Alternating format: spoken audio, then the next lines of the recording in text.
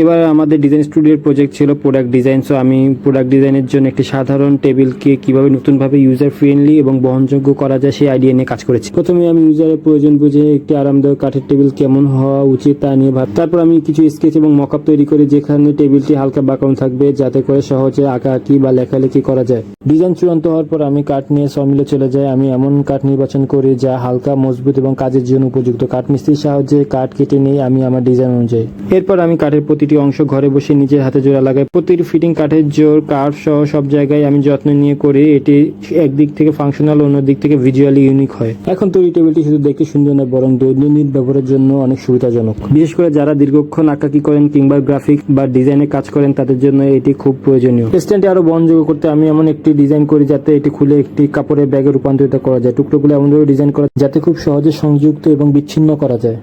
এরপর সাবমিশনের ডেট চলে আসে এবং এদিন আমি সাবমিট করি। এই প্রজেক্টটি আমার ডিজাইন দক্ষতা, বাস্তব সমস্যার সমাধান করার মানসিকতা এবং ইনোভেশন নিয়ে ভাবার ক্ষমতা বৃদ্ধিতে অনেক সাহায্য করেছে।